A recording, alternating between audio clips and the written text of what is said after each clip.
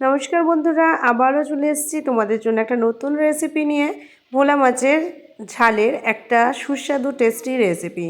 তো এখানে একটা বড় ভোলা মাছ কিনেছিলাম, এরপর 3 টুকরো করে নিয়ে মাছটাকে নুন আর হলুদ মাখিয়ে দিচ্ছি। এইভাবে তোমরা যদি ভোলা মাছের ঝাল বানাও, আশা করি তোমাদের গরম ভাতের সঙ্গে দারুণ খেতে লাগবে, আর ভোলা মাছের ঝালটাও খুব সুস্বাদু হয়। তো চলো একটুও না স্কিপ করে পুরোপুরি দেখতে থাকো।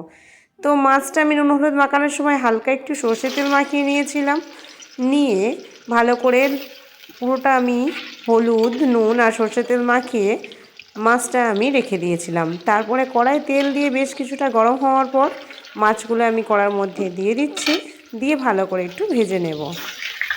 তো দেখো একদিকে আমার ভাজা হয়ে গেছে, এরপর অপর দিকে আমি ভালোভাবে ভেজে নিলাম।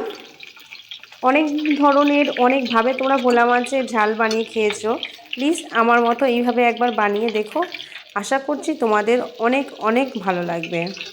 তো মাছটা আমার ভাজা হয়ে গেছে, এরপর আমি তুলে নিলাম। দেখো 3টে মাছই আমার ভাজা হয়ে গেছে। এরপর আমার মাছের তেল কিছুটা কড়াই ছিল, তার সঙ্গে অল্প একটু তেল দিয়ে আমি একটা আলু দিয়ে দিলাম। তোমরা চাইলে আলু স্কিপ করে দিতে পারো, নাও দিতে পারো। এরপর আমি 2টো পেঁয়াজ একটু গ্রেট করে রেখেছিলাম, সেটাই আমি আলুর সঙ্গে দিয়ে ভালো করে ভেজে কষিয়ে নেব। আগে বেশ কিছুক্ষণ কষার পর আমি একটা বড় সাইজের টমেটো গ্রেট করেছিলাম, সেটাকেও আমি ভালো করে দিয়ে এটাকে ভেজে কষিয়ে নেব। যখন মশলাটা আলুর সঙ্গে হালকা হালকা কষা হয়ে যাবে, তখন একটু আদা আর রসুন বাটা আমি এতে দিয়ে দেব। অল্প একটু দেব, কারণ মাছটা আমার বেশি নেই, 3 পিস আছে, সেই জন্য আমি অল্প একটু দিলাম। এরপর আমি পরিমাণ মতো মশলা দেব, নুন দেব, দিয়ে ভালো করে নেড়ে ছেড়ে নেব।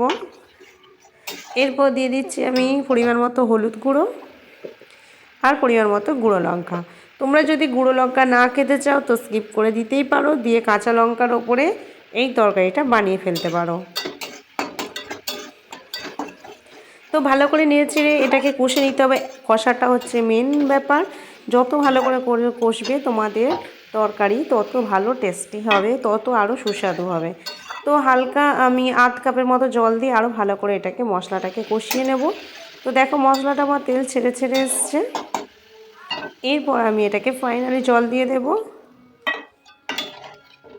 জল দিয়ে ভালো করে নাড়িয়ে আমি মাছ 3 পিস দিয়ে দিচ্ছি,